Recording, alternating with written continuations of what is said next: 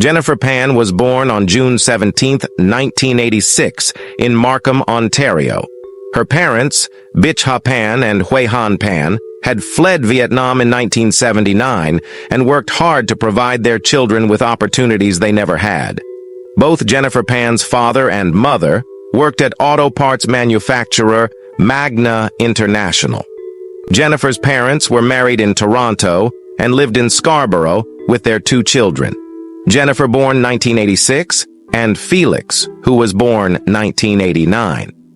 Jennifer's parents set many goals for their children and had extremely high expectations of them.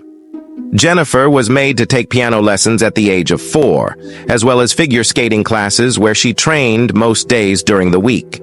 She had hopes of becoming an Olympic figure skating champion until she tore a ligament in her knee. Jennifer attended Mary Ward Catholic Secondary School, where she played the flute in the school band. According to her high school friend Karen K. Ho, Han was seen as the classic tiger dad, and Bitch was his reluctant accomplice. The Pans picked Jennifer up when classes ended each day and monitored her extracurricular activities very closely.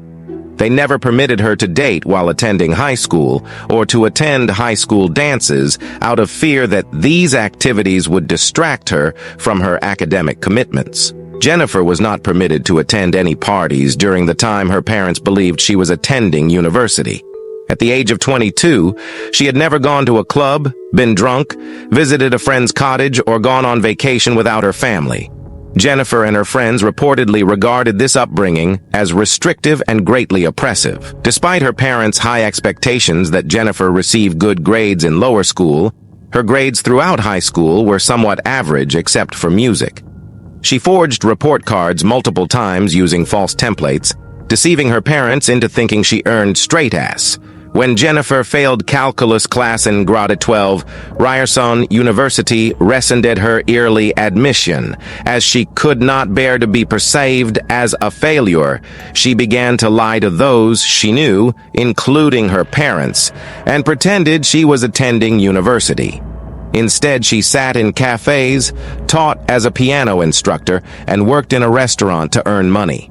In order to maintain the charade, Jennifer told her parents she had won scholarships, later falsely claiming that she had accepted an offer into the pharmacology program at the University of Toronto. She went to the extent of purchasing secondhand textbooks and watching videos related to pharmacology in order to create notebooks full of purported class notes that she could show her parents. Jennifer also requested permission from her parents to stay near the campus with a friend throughout the week. But what is she really was doing actually staying with her boyfriend? Daniel Chi Kwong Wong, who she had met in high school, he was of mixed Chinese and Filipino ancestry, resided in Ajax, and worked at a Boston pizza restaurant. Daniel, once a student at Mary Ward, transferred to Cardinal Carter Academy in North York, Toronto, due to low grades, and later studied at York University. He was an active marijuana dealer and managed a Boston pizza. While pretending to complete her degree at the University of Toronto, Pan told her parents that she had started working as a volunteer at the hospital for sick children. As she works, her parents soon became suspicious when they realized she did not have a hospital ID badge or uniform. On one occasion, Bitch followed her daughter to work and quickly discovered her deception. Greatly angered, Han wanted to throw Jennifer out of the house, but her mother persuaded him to allow her to stay. As she had not completed high school due to failing calculus, she eventually began working to finish high school completely and was later encouraged by her parents to apply to university. She was, however, forbidden to contact Daniel due to him being of mixed race or to go anywhere except for her piano teaching job. Nevertheless, she and Wong spoke secretly during this period. By the time Jennifer was 24, Wong had grown weary of trying to pursue a relationship with her, as Jennifer was so daunted and restricted by her parents that she lived at home and only met him in secret. In the spring of 2010, Jennifer reconnected with Andrew Montemayor, a friend from elementary school.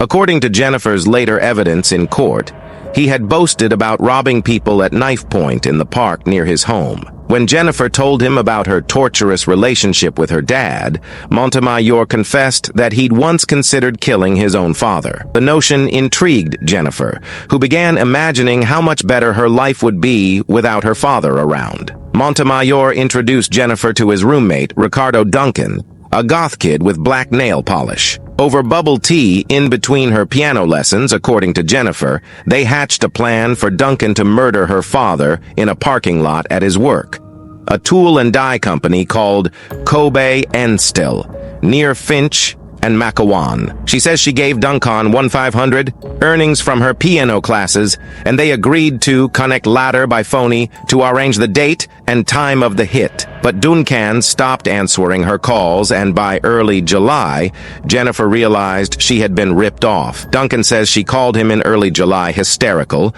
requesting that he come and kill her parents. He said he felt offended and said no, and that the only money she gave him was $200 for a night out, which he promptly returned. The murder took place at the Pan House in Unionville neighborhood in Markham, Ontario. On November 8, 2010, Pan unlocked the front door of the family home when she went to bed, then spoke by phone to Milva Ghanem. Shortly afterwards, Milva Ghanem and two other people entered the home through the unlocked front door, all carrying guns. In the court testimony, the Crown did not establish the identity of the other two hitmen. Wong and Crawford were at work. Carty stated that he was the driver for those who broke into the house and that he selected them and was involved in plotting the attack. He did not state that he was one of the three or that he directly attacked others. The identity of the trigger person remains unknown. After demanding all the money in the house and ransacking the main bedroom, the three men took Bitch's her mother, Des, and Han to the basement where they shot them multiple times. Bitch was killed, but Han survived his wounds. The three men then took all the cash that was in the house, including $2,000 from Pan, and left. Pan claimed that they tied her up, but managed to dial 911. Where are you, ma'am? Please just help me. I don't know where my parents are. Ma'am, calm down. What? Some people broke into our house and they just showed all his money. Ma'am, yelling downstairs. Okay, Please send me help. ma'am, where are you? What? Avenue. Avenue Road. Yes. Can you spell the street name for me, please? Dad?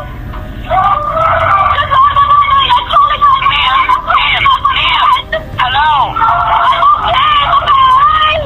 Hello? Yes? Ma'am, I need to know your address. Avenue Road, can you please spell it? In Helen Avenue, my dad just went outside screaming. Ma'am, can you spell the street address for me, please? H-E-L-E-N. So broken and I heard shots like pops. I don't know what's happening. I'm tied upstairs.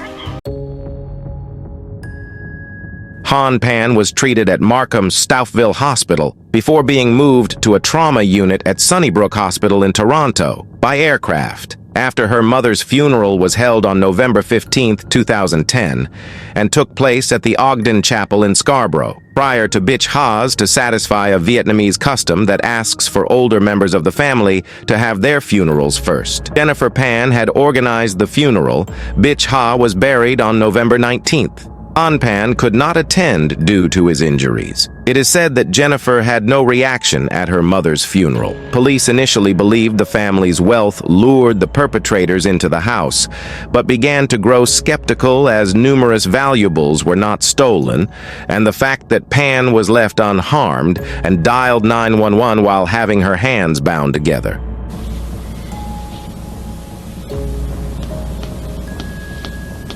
You admittedly lied. You've lied to your parents, right? About going to school.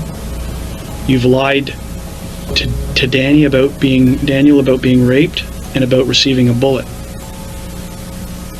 Who's to say this whole thing isn't a lie? That what you're telling me is a lie? Because if you are lying, it's the most cold-blooded thing that I have ever faced in my life.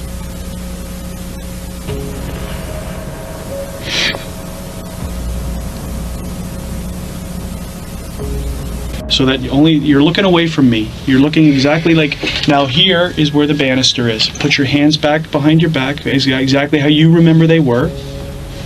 Okay?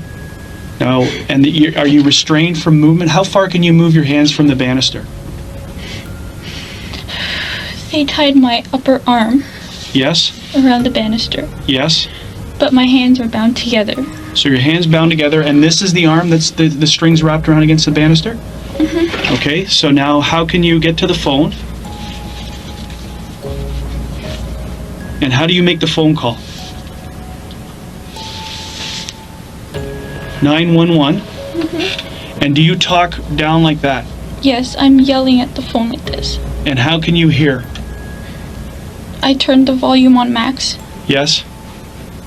So that's exactly the way that you're talking to her against the railing? Mm-hmm. Okay, that's good enough. Sit down. The evening after the murder, Pan underwent her first interview with the police.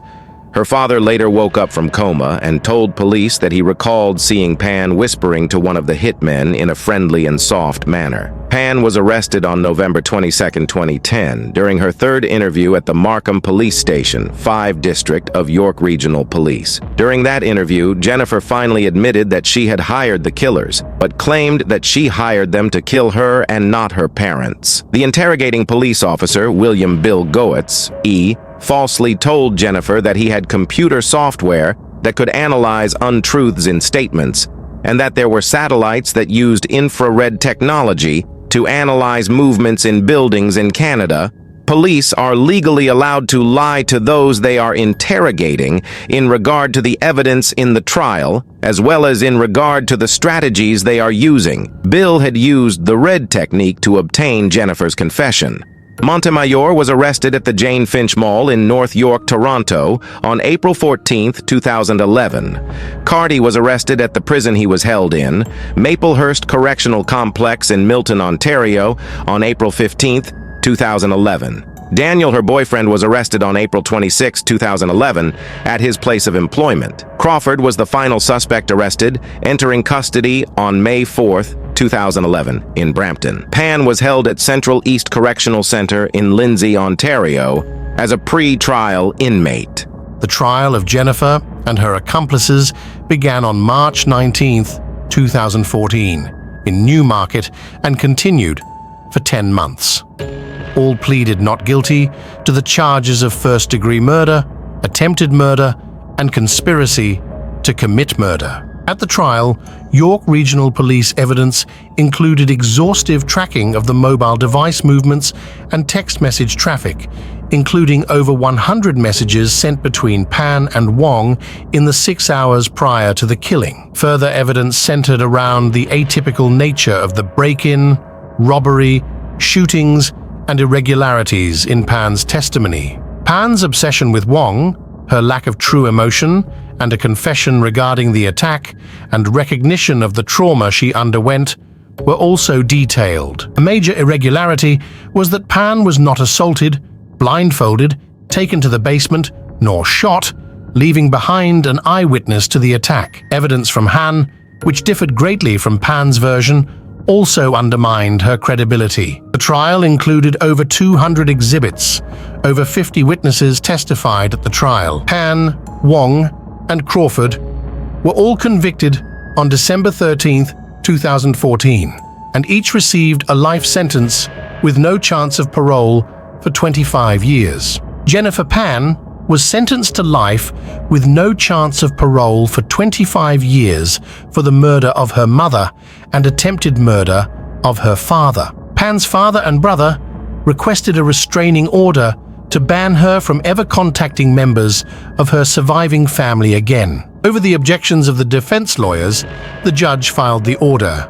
Pan is also banned from ever contacting Wong again. As of 2016, Pan is currently incarcerated at the Grand Valley Institution for Women in Kitchener, Ontario. Daniel, previously held in Lindsay, Ontario, was at Collins Bay Institution in Kingston, Ontario. Carty, who requested to go to a federal prison in Western Canada or Atlantic Canada, was still at the provincial Millhaven Assessment Unit, awaiting his transfer to a federal prison. He later moved to Kent, where he died in his cell on April 26, 2018, from ever contacting Wong again. In May 2023, the Court of Appeal for Ontario granted an appeal by Pan and her 3 co-conspirators on the first-degree murder charge and ordered a new trial. It ruled that the trial judge had incorrectly instructed the jury to only consider 2 scenarios that would justify a first-degree murder charge, instead of allowing them to consider scenarios that would lead to second-degree murder and manslaughter charges. The court also upheld the attempted murder convictions in respect to Jennifer's father.